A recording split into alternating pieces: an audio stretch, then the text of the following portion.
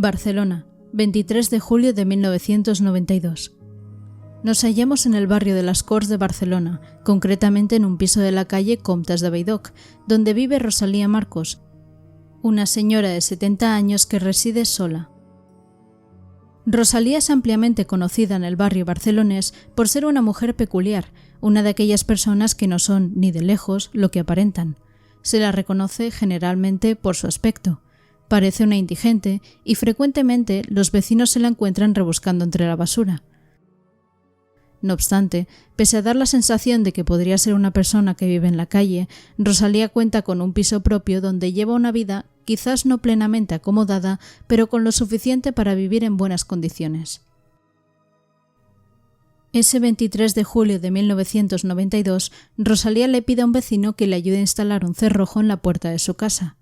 El hombre se extraña porque en todos los años que lleva viviendo allí, aquella mujer siempre se ha despreocupado completamente de la seguridad de su casa, llegando a confiar completamente en los vecinos y en la gente que frecuenta el bloque, y nunca había necesitado de tal seguridad. Además, algo que le sorprende todavía más es que no le pida dicha ayuda a su reciente amiga, Margarita Sánchez, una mujer que goza de muy mala fama en el barrio, pero que recientemente ha entablado amistad con Rosalía y se las puede ver todo el rato juntas. Pero no, le pide la ayuda a él y no a Margarita. Y, para agravar más el asunto, Rosalía le cuenta a su vecino que quiere instalar el cerrojo porque de repente le ha cogido miedo y quiere proteger su casa, pero no le dice qué es lo que teme o a quién. Sin poder indagar mucho más, el vecino acepta y hacia las 2 del mediodía sube a la casa para tomar medidas de la puerta y se despide de ella quedando en que volverá por la tarde con el cerrojo para instalarlo. Hacia las 5 de la tarde vuelve tal y como había prometido para proceder con la instalación, pero se encuentra a la puerta del piso medio abierta y, alarmado, cuando entra, se encuentra a Rosalía estirada en el sofá, inconsciente. Corriendo llama a la ambulancia y se llevan a la señora Rosalía hasta el Hospital Clínic de Barcelona, donde ingresa con una insuficiencia respiratoria. En concreto, un desmayo provocado por ahogamiento e incapacidad de respirar. 10 días más tarde, Rosalía Marcos fallece en el hospital por una embolia pulmonar que es considerada como muerte natural, ya que a esa edad suelen ser bastante frecuentes, y no se estima la necesidad de realizar autopsia en este caso. No obstante, esta será solo la primera de una retahíla de muertes que durante los próximos años acecharán en características similares a varias personas más.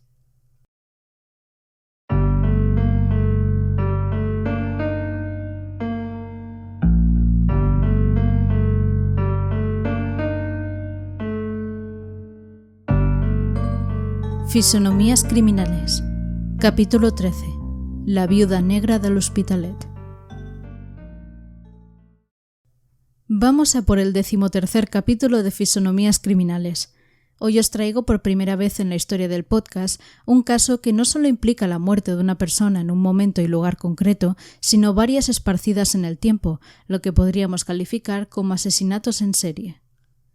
Una serie de crímenes que sucedieron a lo largo de los años 90 entre Barcelona y el Hospitalet de Llobregat, asesinatos e intentos de homicidio que para todos los vecinos eran un secreto a voces, que mantuvo a la gente del barrio aterrorizada durante años, ya que convivían y sabían quién era el responsable de estos, pero que, sin embargo, fueron hechos totalmente desconocidos para la policía hasta varios años después, cuando el mal ya estaba más que arraigado y había hecho múltiples estragos entre las gentes. Así que, como espectadores, vamos a ponernos hoy en las carnes de la propia policía para tratar de vivir, como lo hicieron ellos, el descubrimiento de este hecho que fue calificado por la prensa como el asesinato en serie por envenenamiento más importante de la historia criminal española. Y, para ello, debemos viajar hasta mediados de octubre de 1995.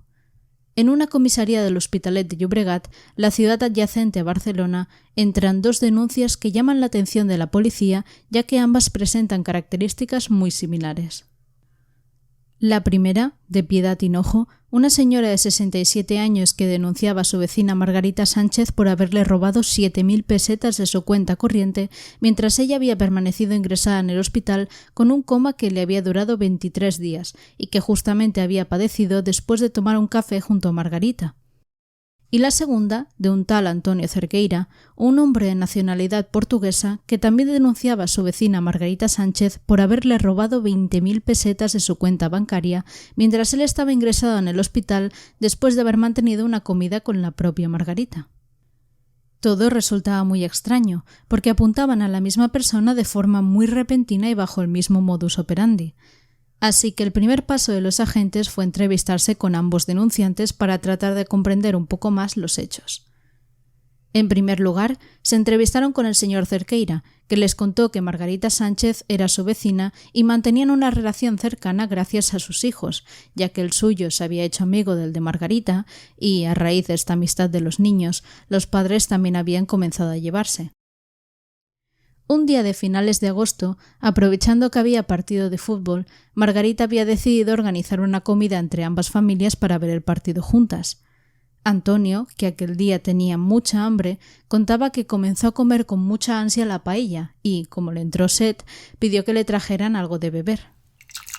Su prima le trajo entonces un vaso de vino con Coca-Cola, un calimocho, que había preparado Margarita, y, tras dar un buen trago a la bebida, contaba que empezó a marearse y sentir que el mundo se le venía encima. Empezó a faltarle la respiración y cada vez se sentía más mareado. Se sentó en la terraza y, como no mejoraba, sus hijos lo ayudaron a llegar hasta la cama, donde se estiró casi habiendo perdido por completo la conciencia. Uno de sus hijos, muy preocupado por la situación, llamó a una ambulancia y se lo llevaron al hospital, donde ingresó de urgencias con una insuficiencia respiratoria.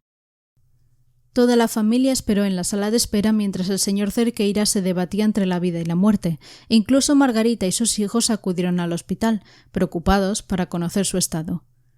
Antonio estuvo varios días ingresado porque por más análisis que le realizaban no encontraban ninguna anomalía ni entendían qué podía haber provocado la insuficiencia respiratoria. De todas formas, logró recuperarse y salió del hospital habiendo quedado todo en un susto. Sin embargo, días después, cuando fue al banco a sacar dinero, comprobó que justo el día que había entrado en urgencias, apenas unos 20 o 30 minutos después, habían accedido a su cuenta bancaria desde el cajero del hospital para robarle 20.000 pesetas, y estaba convencido de que había sido Margarita.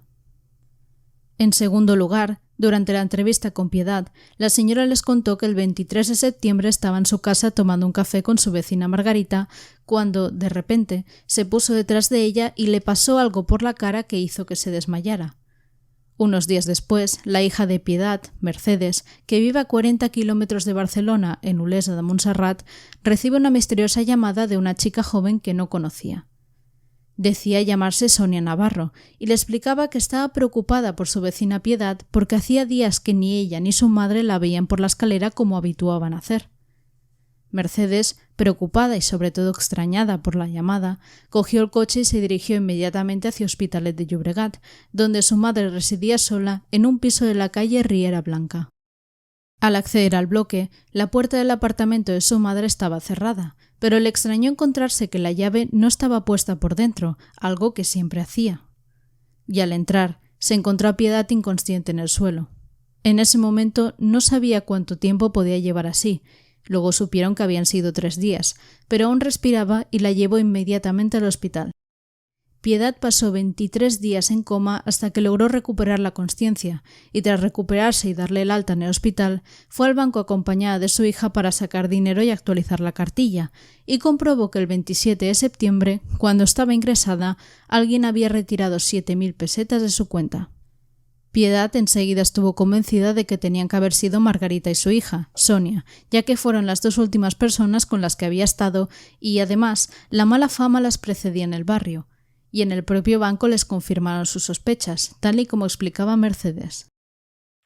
Fuimos al banco y allí nos dieron la confirmación de que Margarita Sánchez y Sonia habían ido justo 10 minutos antes para sacar la pensión de mi madre, que justo aquel día era el de pago. Así pues, la policía, ante estos hechos, comienza a hacer indagaciones sobre la vida de Margarita Sánchez. ¿Quién es esta señora y qué ha hecho en los últimos años? Ya que no poseen pruebas firmes contra ella como para acusarla y detenerla, pero las 2 denuncias indican que tampoco pueden ignorarla. Comienzan a hablar con las personas de la zona de Coiblanc, muy cerca del campo del Barça, donde reside Margarita con su familia, y se encuentran con una gran sorpresa. Margarita tiene muy mala fama y tiene a todo el barrio acojonado. Lo explicaba José Pérez, jefe de homicidios de la Policía Nacional. La verdad es que la policía no teníamos conocimiento. No se había producido ninguna denuncia hasta entonces relacionada con Margarita. A pesar de que las primeras investigaciones que se realizaron partiendo de estas 2 denuncias, los propios vecinos y comerciantes del barrio todos se referían a Margarita como que podía ser una persona que no solamente hubiera participado en estos asuntos, sino que también podía haber intervenido o tenido participación en otros hechos similares que eran próximos tanto de vecinos como familiares. Hubo un caso en el que se referían a ella como la envenenadora. Es decir, la policía se encontró de repente con una persona que atemorizaba a un barrio entero, que presuntamente podía haber cometido actos criminales y que incluso era apodada como envenenadora. Eran acusaciones muy fuertes, y lo que más sorprendía a la policía era que hasta el momento no hubieran tenido conocimiento de aquella situación ni se hubieran interpuesto denuncias al respecto. Piedad, mientras explicaba lo que le había pasado a ella, iba un paso más allá en sus acusaciones. Yo me extrañaba porque ella se ponía detrás de mí y me pasaba algo por la cara, y yo le pedía que estuviera quieta. Yo sabía que eran peligrosas y que tenían muy mala fama, y que habían muchas habladurías de que habían matado al marido, al cuñado, al Manolo de arriba del ático, y después, mira, iban haciendo víctimas, iban matando gente, y se ve que a mí lo que querían era robarme, quitarme las llaves, quitárseme del medio, quedarse con el piso y con todo lo que yo tuviera. Y además añadía: Yo estuve un mes en el clinic y ellas vinieron a verme y todo, pero para acabarme de rematar, para que yo no pudiera hablar, porque a ellas les interesaba quitarme del medio. Es de lo peor que puede haber, ¿eh? Quitando esa basura, aquí en la Riera estábamos muy tranquilos, pero cuando empezó esto ya toda la gente temblando, tenían miedo hasta de bajar la basura. Sin dejar a un lado las acusaciones, en las que ahora entraremos, debo hacer un inciso porque en este caso hay algo en particular que no termino de comprender. Si Piedad conocía a la perfección los rumores tan graves que circulaban sobre Margarita y su hija, Sonia, ¿por qué entonces permitió que entraran a su casa para tomar un café? Sé que a veces las personas mayores pueden ser confiadas e inocentes, pero ¿hasta tal punto? A Piedad se la nota una mujer con carácter, sobre todo en la grabación original que he escuchado para documentarme, así que no le encuentro mucho sentido al hecho de que una persona así, sabiendo que puede ser una potencial asesina, permita que entre a su casa, donde encima vive sola. ¿Quizás está omitiendo información? No lo sé, pero quería hacer este pequeño inciso para saber qué opináis. La cuestión es que la policía, al descubrir estos rumores, sobre todo los que implican asesinato, decide ahondar más en su investigación. Así que voy a contaros todo lo que descubrieron los agentes y que les dejó absolutamente pasmados, pero para ello necesitamos poner contexto de por medio y comenzar desde el principio.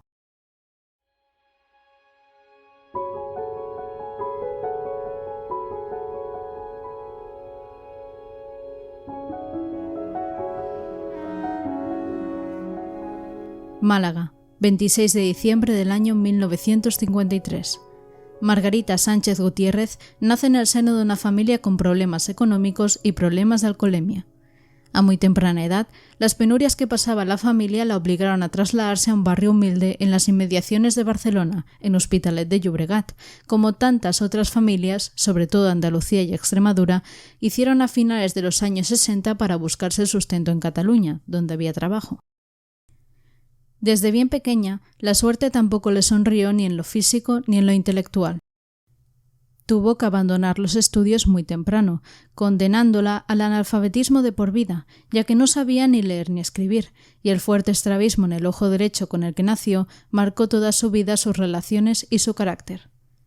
Los otros niños se reían de ella por este defecto, que con el tiempo fue perfilando un aspecto cada vez más tétrico a su cara, y ello hizo en parte que abrazara cada vez más la soledad y desarrollara un comportamiento antisocial y apático que afectaría sus relaciones interpersonales en el futuro. Durante su juventud conoció a Luis Navarro Nuez, un conductor del metro de Barcelona con problemas de alcoholismo, con el que contrajo matrimonio y tuvieron 2 hijos, Sonia y Javier. La familia, al igual que la de Margarita, vivía una situación económica muy complicada. El sueldo de Luis en el metro no daba para llegar a final de mes y Margarita no tenía trabajo. Vivían en la calle Riera Blanca al Hospitalet de Llobregat, en un piso modesto que ni siquiera podían pagar y del que terminaron siendo desahuciados. Así pues, a finales de 1991, Margarita y Luis, junto a sus 2 hijos, se trasladaron a casa de la madre de Luis, Carmen, en la calle Caballero de Barcelona, ya que no tenían a dónde ir y, además, así podían cuidar del padre de Luis, que se estaba recuperando de una reciente operación de cervicales. La estancia, sin embargo, no les saldría gratis. Carmen Nuez, la suegra, les exigía la mitad del sueldo de Luis, ya que ahora había más bocas que alimentar en casa y a ella no le llegaba el dinero tampoco. Por ese motivo, Margarita comenzó a trabajar limpiando casas y cuidando ancianos de la zona para aportar a la economía familiar. Pero, de todas formas, la convivencia no era la mejor y la vida en aquel piso comenzó a convertirse en un auténtico infierno. Luis, a pesar de tener una faena segura en el metro, tenía deudas y, como ya he comentado, un grave problema con el alcoholismo, que le llevaba en muchas ocasiones a maltratar a su mujer. Además, Carmen y Margarita tenían caracteres muy fuertes que chocaban continuamente, y cada día todo eran discusiones en la casa. Por si fuera poco, en 1992 el padre de Luis falleció. Y un día de mediados de 1992, después de comer, la suegra de Margarita, Carmen, cae desmayada al suelo. De inmediato la trasladan al Hospital Clínic de Barcelona, donde ingresa por dificultades respiratorias, taquicardia y pérdida de conciencia. Días después, una vez pasado el susto y sin que los médicos observen nada extraño, regresa a casa completamente recuperada.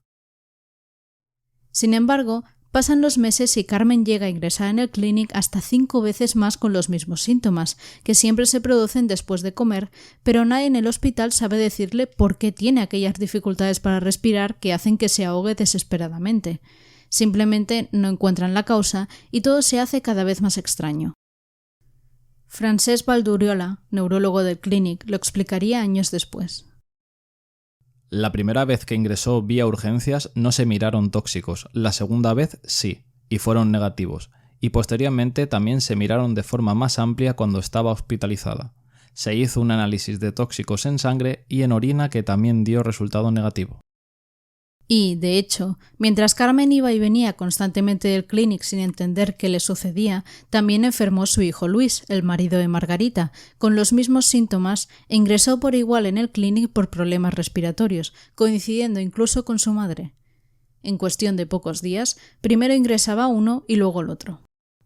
Y, como era de esperar, en el Clínic que ingresaran madre e hijo con los mismos síntomas inexplicables les llamó la atención. ¿Era algo hereditario o quizá el foco de la enfermedad estaba en su casa? En un primer momento, los médicos pensaron que quizás se trataba de alguna emanación tóxica en la casa de los Navarro Nuez, así que instalaron un detector de gases en el piso que permaneció allí durante unas semanas, pero no se detectó nada y, de hecho, el resto de familiares que vivían allí, Margarita, Sonia y Javier, estaban perfectamente y no presentaban síntomas. Por ello, Carmen comenzó a maquinar sus propias sospechas, y un día que estaba ingresada en el hospital después de tener otro desmayo, le comentó a una enfermera que estaba convencida de que su nuera quería envenenarla. En aquel momento, la enfermera no le hizo mucho caso, pensó que eran desvaríos de la señora ya que clínicamente no estaba aprobado ningún intento de envenenamiento. Le habían realizado múltiples pruebas en uno de los mejores hospitales de Barcelona y no se había encontrado ningún rastro de tóxicos, por lo que las acusaciones de Carmen tampoco podían sustentarse en nada. Sin embargo, lo que sorprendía mucho a los médicos es que cuando le daban el alta a Carmen para que se marchara a su casa, ésta no quería volver, estaba muerta de miedo y suplicaba que se la llevaran a cualquier sitio menos a su propia casa. Era una situación muy complicada. Carmen tenía la familia de su hijo en su casa, llevaba meses teniendo desmayos constantes e inexplicables que la obligaban a ingresar en el hospital y acusaba a su nuera de intentar envenenarla. Así que, ante este panorama, los médicos valoraron realizarle un examen psiquiátrico, el cual concluyó que Carmen tenía un problema familiar grave desde hacía 6 meses, y por ello, en lugar de mandarla a casa, sí que le hicieron caso y la enviaron a una residencia para enfermos crónicos. Como era de esperar, en ese momento los médicos se entrevistaron con Margarita para tratar de comprender cómo era la convivencia en casa de los Navarro Nuez y por qué Carmen lanzaba esas acusaciones contra su nuera, pero Margarita manifestó no entender nada, ni las acusaciones ni lo que les estaba pasando tanto a su marido como a su suegra.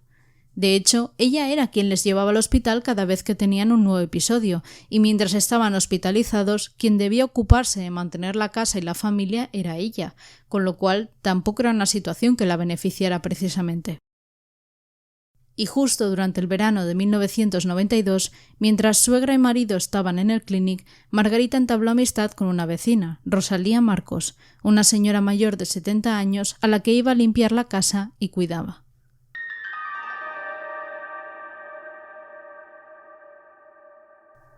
Recordaréis a Rosalía porque ha sido el caso que he explicado al inicio del episodio. Bien, como ya he comentado antes, Rosalía era una persona que llamaba la atención en el barrio de Las Corts porque vivía como una indigente y rebuscaba en la basura, y por ese hecho cualquiera que la viera podía pensar que no tenía casa, pero nada más lejos de la realidad. Margarita y ella se conocieron mientras la primera buscaba algunas faenas que ir haciendo por el barrio para sacarse un dinero, y se hicieron amigas a raíz de que Margarita accedió a ir a casa de Rosalía para limpiar y cuidarla. Rosalía, que vestía como una indigente y nunca se había preocupado por la seguridad de su casa, el 23 de julio del 92 pidió a un vecino que le instalara un cerrojo en su casa ya que no se sentía segura y tenía miedo. No explicó ni de qué ni de quién, pero sorprendió a dicho vecino que no pidiera tal favor a su gran amiga Margarita. Todo resultaba muy extraño, hasta el punto de que implicó una tragedia de por medio. A las 5 de la tarde de ese día, cuando el vecino subía a casa de Rosalía para proceder con la instalación, encontró la puerta del piso abierta y a la señora inconsciente en el sofá. Llamó a una ambulancia e ingresó de urgencias en el Clínic con una insuficiencia respiratoria. 10 días más tarde, Rosalía falleció en el hospital por una embolia pulmonar que fue considerada como muerte natural debido a la avanzada edad de la paciente. Días después, una amiga de Rosalía acudió a las sucursales bancarias donde la señora tenía cuentas corrientes para avisar de su fallecimiento, y durante la investigación, recordemos que os estoy explicando toda la historia que fue descubriendo la policía poco a poco, vieron que en aquellos días Margarita había realizado 2 íntegros que sumaban 600.000 pesetas de la cuenta de Rosalía, unas cuentas cuyo depósito ascendía 20 millones de pesetas, unos 120.000 euros de hoy. Aquello sorprendió mucho a la policía, porque Rosalía, que siempre había sido vista por el barrio como una indigente, en realidad acumulaba una gran suma de dinero en el banco. ¿Quizá Margarita había descubierto este secreto y se había querido hacer con su dinero? Estaba claro que le robó, porque fueron los propios empleados del banco los que confirmaron que Margarita había extraído el dinero de la cuenta de Rosalía, pero no denunciaron nada en su momento. Sin embargo, esto generaba muchas dudas a los agentes y es donde observan la primera anomalía. ¿La muerte de Rosalía había sido de verdad natural o provocada? De momento esa cuestión quedó ahí. Siguiendo con los acontecimientos, nos encontramos entre agosto y octubre de 1992, y después de que la suegra de Margarita ingresara en la residencia, no volvió a tener ningún desmayo ni ahogamiento. Pero Luis, el marido, que continuaba viviendo con su mujer, continuó teniendo problemas respiratorios que le provocaban ahogamiento y ganas de vomitar. Estaba muy débil y había cambiado mucho físicamente, adelgazando una barbaridad, y en pocos meses había ingresado muchas veces en el Clínic. Los médicos realizaron pruebas a Margarita y a los hijos para comprobar posibles problemas de salud, pero tampoco encontraron nada, estaban completamente sanos. Y el 18 de agosto, mientras paseaba por Travesera de Las Corts, de repente Luis cayó fulminado al suelo de un infarto. Ingresó de urgencia en la clínica de Provenza y 2 meses después, el 26 de octubre, falleció. Con esta tenemos ya 2 muertes de personas relacionadas con Margarita y que padecieron síntomas parecidos antes de fallecer, pero la muerte de Luis fue catalogada también como una muerte natural, causada por el infarto. Y, tras la muerte del hijo, Carmen ya no vio necesidad de que Margarita continuara en su casa, así que la echó tanto a ella como a los hijos, y la pobre señora pudo regresar tranquila por fin a su casa, donde comenzó a vivir con ella una sobrina que la cuidaba y que tampoco soportaba a Margarita. Por otro lado, nuestra protagonista y sus hijos se vieron obligados a regresar al Hospitalet de Llobregat, donde se instalaron nuevamente en su antiguo barrio, pero esta vez en casa de la hermana de Margarita, Josefa, y de su cuñado, José, que vivían en el 96 de la calle Riera Blanca.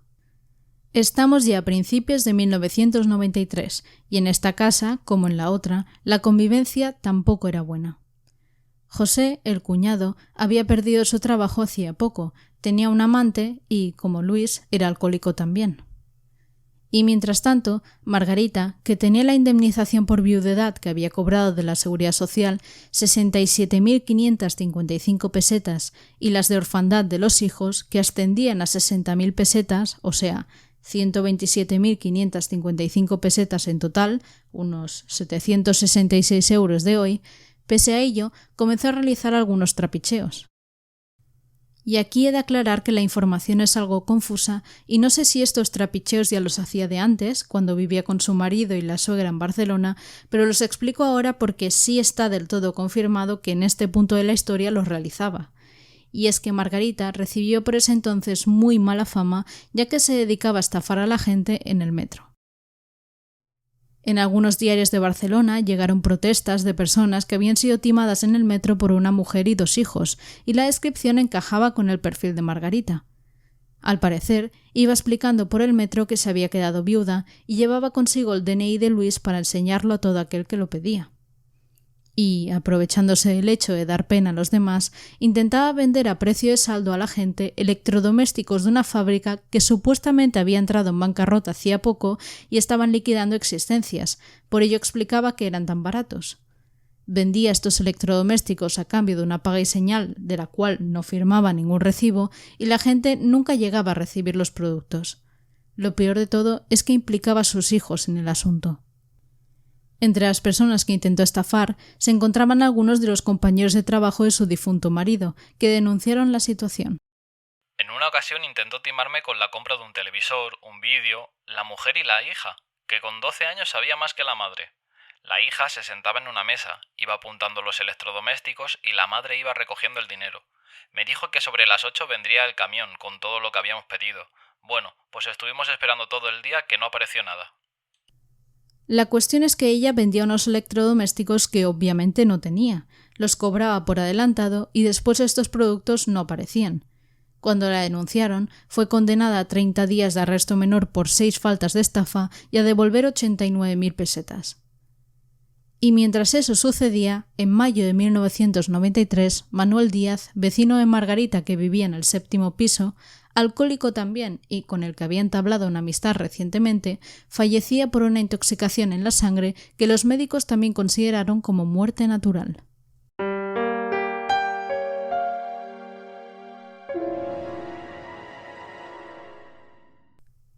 Sé lo que estáis pensando. Una muerte puede ser mala suerte, cosas del infortunio. 2, bueno, ha dado la casualidad. Pero 3, huele mal ya. Sin olvidar que Carmen, la suegra, sobrevivió de milagro, porque también podría haber muerto. De hecho lo hizo, obviamente, pero mucho tiempo después y por cuestiones ajenas.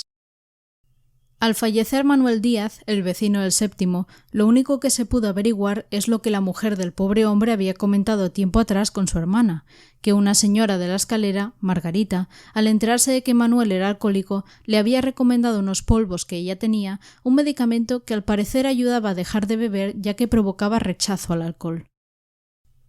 Interesante. Ya tenemos un posible fármaco, 3 muertes con características similares y en las cuales 2 de las personas eran alcohólicas. De hecho, recordemos que el cuñado de Margarita, José, con quien ahora vivía, también era alcohólico. La verdad, sería algo de mirar porque no sé si este alcoholismo tan frecuente era cosa de la zona, de la época, no lo sé, pero tela. La cuestión es que el 9 de julio de 1993, José Aracil, que nunca había tenido problemas de salud más allá de que era alcohólico, tuvo que ingresar en el hospital de Bellvitge por un cuadro confusional. No sabía dónde estaba y se hallaba completamente desorientado. Durante el mes siguiente ingresó hasta 5 veces más en el hospital y el 14 de agosto no despertó más. José fallecía en el hospital por la enfermedad de Wernicke, un trastorno cerebral provocado por un déficit de tiamina, la vitamina B1, por lo que, una vez más, se considera una muerte natural, ya que esta enfermedad, además, se asociaba mucho a pacientes alcohólicos.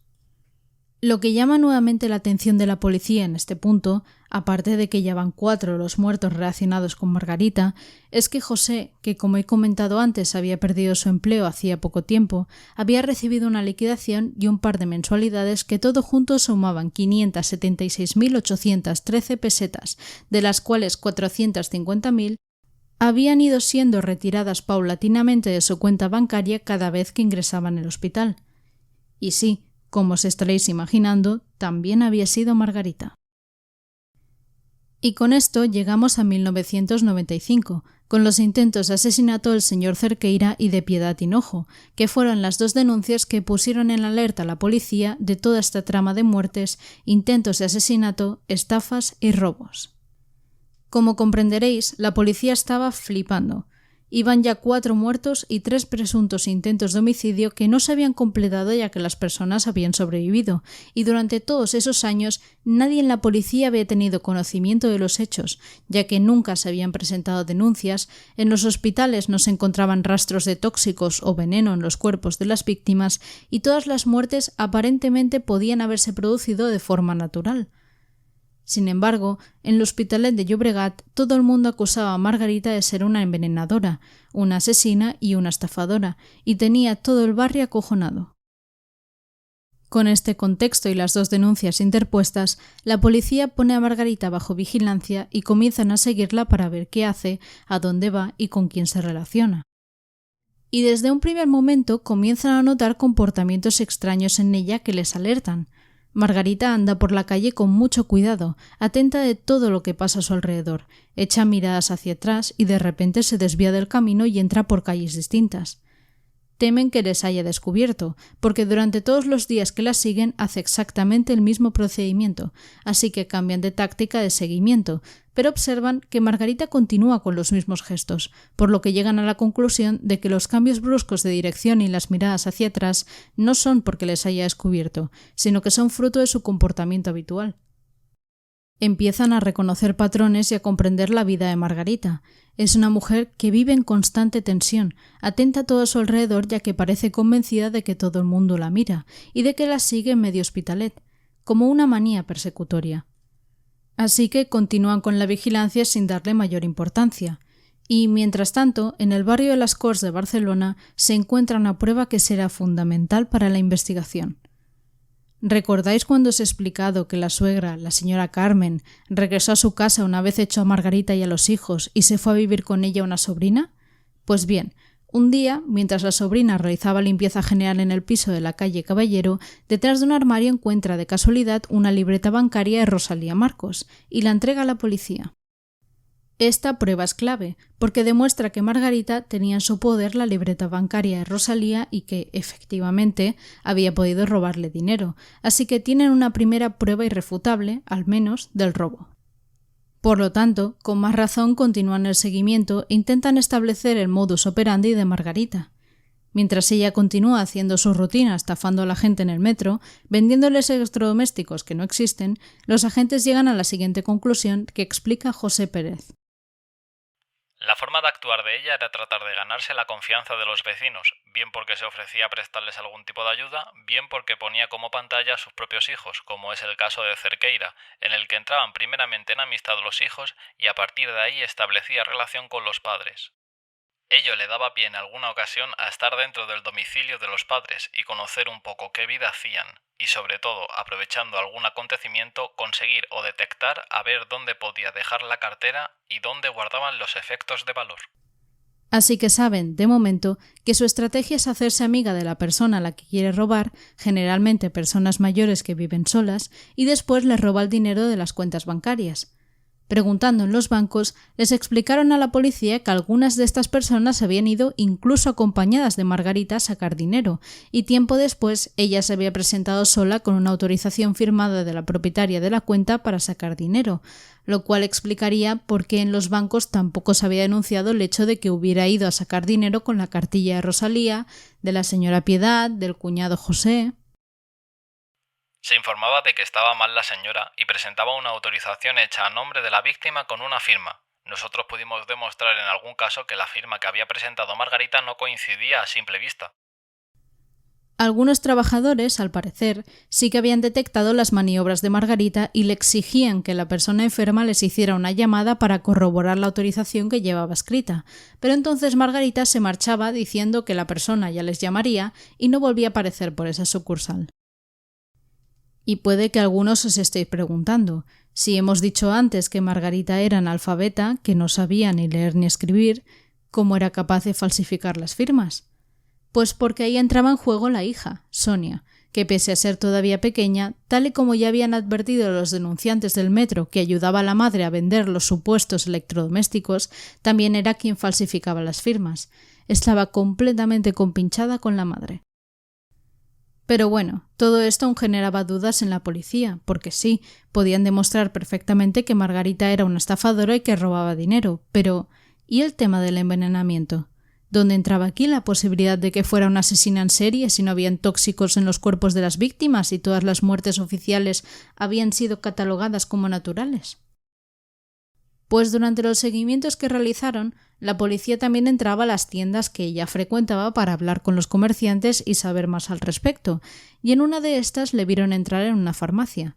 El farmacéutico explicó lo siguiente. Lo que yo recuerdo es que esta señora hará aproximadamente unos 2 años que vino a la farmacia a buscar este medicamento con una receta. Yo le pregunté, ¿esto es para usted? Y me dijo que no, que era para su marido, que es alcohólico. Entonces me enteré de que ella cuando venía hacía como 2 o 3 años que el marido estaba muerto. ¿Recordáis que la viuda de Manuel, el del séptimo, había dicho que Margarita le había recomendado unos polvos para que su marido, que era alcohólico, dejara de beber?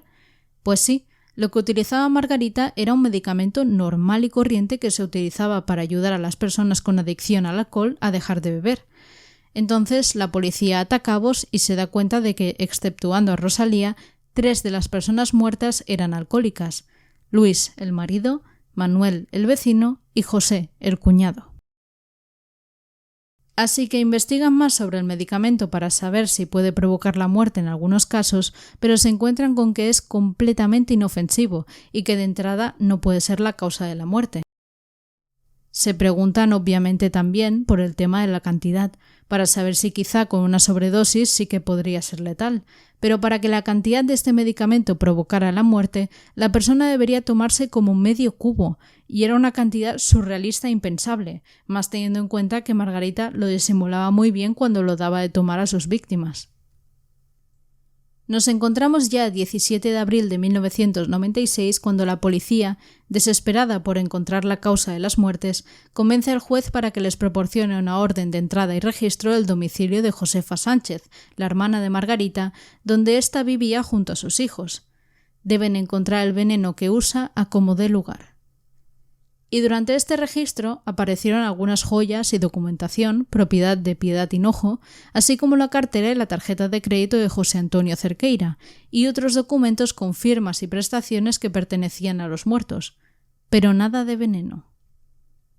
Cuando ya estaban a punto de darlo todo por perdido porque no encontraban nada, decidieron centrarse por última vez en el medicamento para el alcoholismo, ya que era lo único que tenían.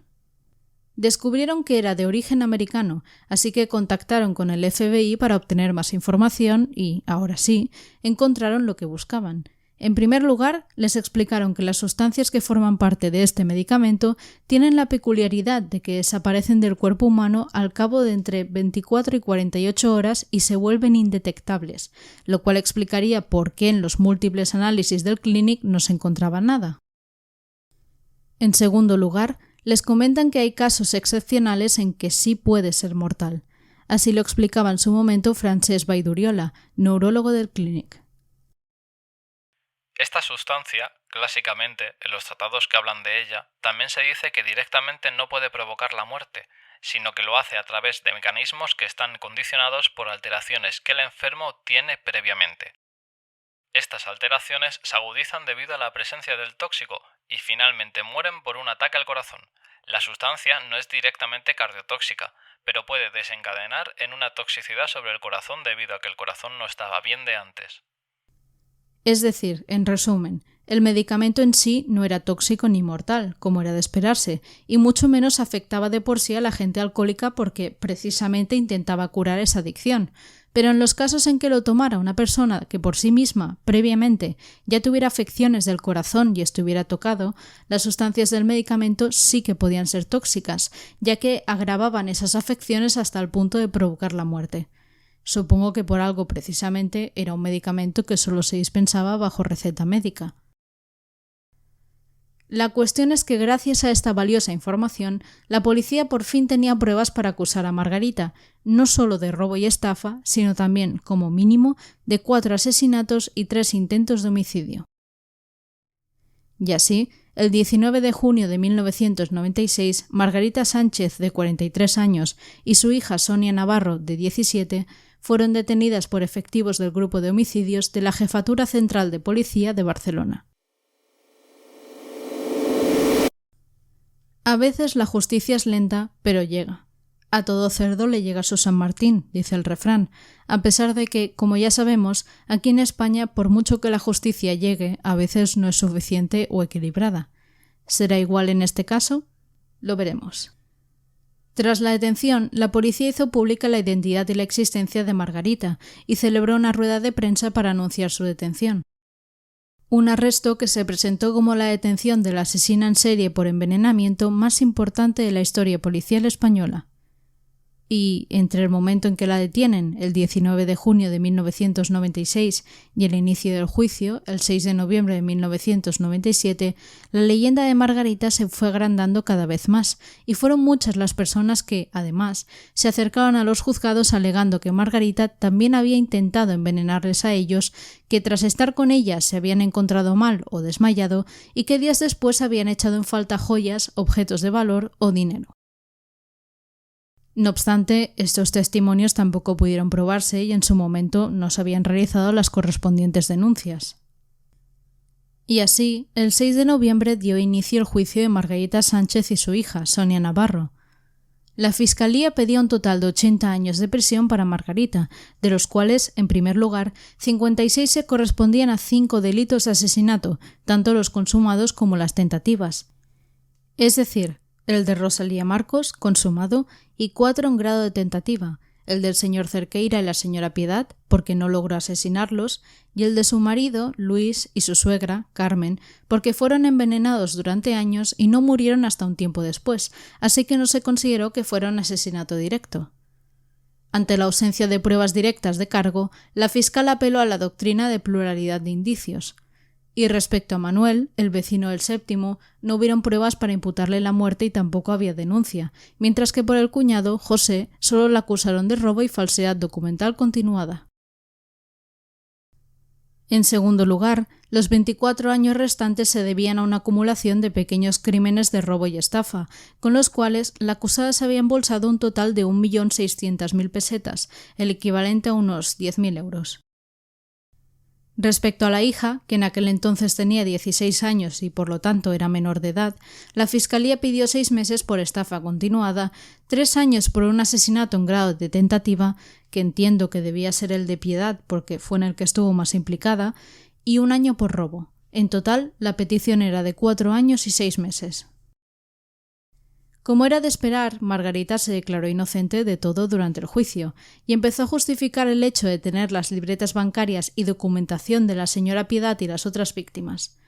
Respecto a Piedad, decía: Bajaba un día a la basura, eran las 11:30 de la noche cuando ella estaba ya en el hospital, y bajaba con otra vecina y veo que se cayó una bolsa de algún piso, una bolsa grande del Corte Inglés llena de papeles.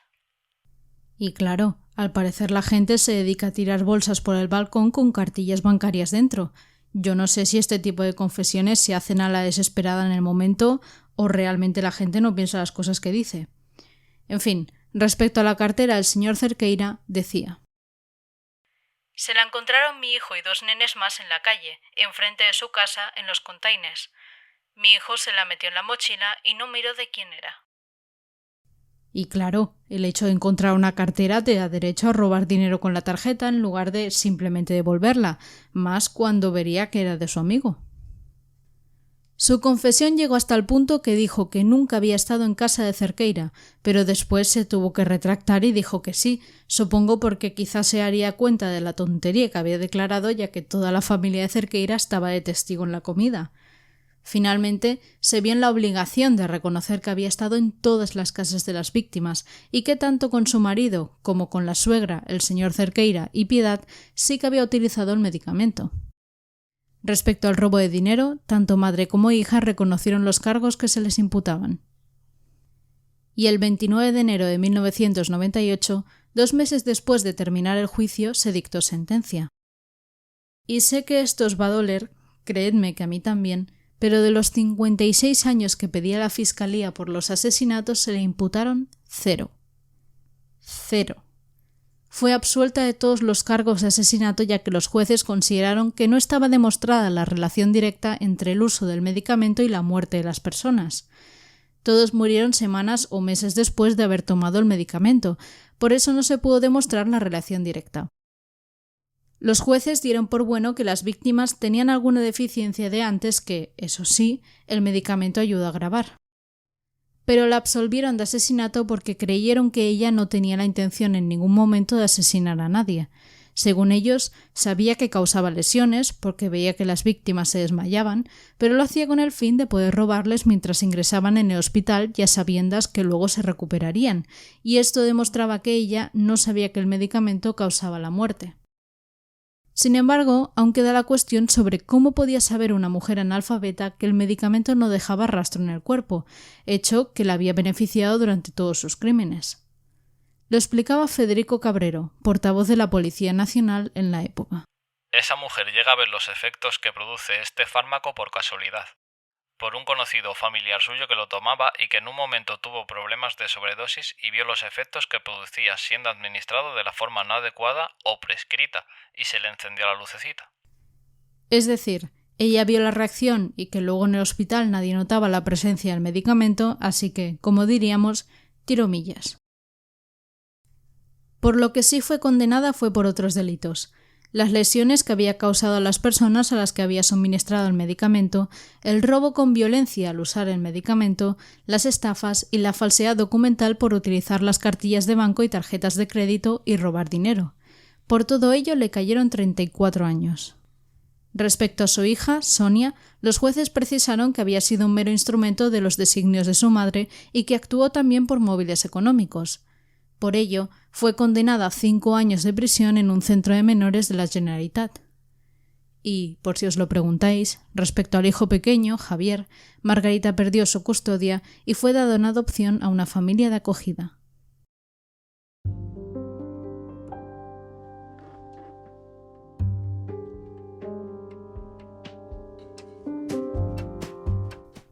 Y este ha sido el caso de la viuda negra de l'Hospitalet. Como curiosidad o anécdota, el hecho de que la prensa y la policía bautizaran a Margarita como viuda negra se debe a una araña venenosa que recibe este nombre ya que tiene como característica que, tras copular con el macho, lo mata envenenándolo. Y por ello, cuando una mujer mata a gente envenenándola, sobre todo si hay maridos de por medio, se la suele bautizar como viuda negra. Respecto a la sentencia, ¿qué puedo deciros? En mi opinión, lamentable. No quiero juzgar demasiado porque tampoco viví el contexto ni soy yo una entendida de leyes, pero lo que sí opino es que Margarita sí quería matar a esa gente. Es lo que os he comentado antes, pongámonos en el hecho de que empezó a envenenar a la gente solo para robarles, y que esperaba que el medicamento solo les causara lesiones y tras el ingreso hospitalario pudieran volver a casa tan tranquilos. La primera muerta fue Rosalía, y como he dicho, pudo ser mala suerte. El segundo muerto fue el marido, que mira, podía dar la casualidad, 2 personas que conozco han muerto y nada tiene que ver el fármaco. Pero el tercero fue Manuel y el cuarto el cuñado, José. ¿De verdad en ese momento no se había dado cuenta ya de que ese fármaco estaba matando a todo el mundo? No me lo creo, no podía ser tan ingenua. A esas alturas ella ya veía que todo el mundo moría y continuó administrando el fármaco al señor Cerqueira, a la señora Piedad y vete tú a saber, aun a sabiendas de que podían morir, o quizá incluso intencionadamente porque quería que murieran. Además, el caso del marido y la suegra es más complejo. Se envenenaba para robarle a la gente que quería robarle al marido y a la suegra. Sí, como ella, no tenían dinero. ¿Que es verdad que al marido quizás se lo daba realmente con la intención de que dejara de beber? Puede ser, pero ¿y la suegra? No bebía, ni tenía dinero, y además se llevaba a matar con ella. No ganaba nada con su muerte más que el placer de deshacerse de ella, y eso demuestra intencionalidad. Pero en fin, ¿qué opináis vosotros? Os leo en comentarios, como siempre, y os animo a que podáis dejar también vuestro me gusta, tanto en iVoox, en YouTube, como puntuar el podcast en Spotify, que también tenéis la opción. Os agradezco un montón todo el apoyo que está recibiendo el programa últimamente y cómo poco a poco de algo tan pequeñito estamos construyendo entre todos algo tan grande. Y cuanto más apoyo y cariño le demos, a más gente podrá llegar. Dicho esto, nos vemos la semana que viene con un episodio actual. Muchas gracias por escucharme.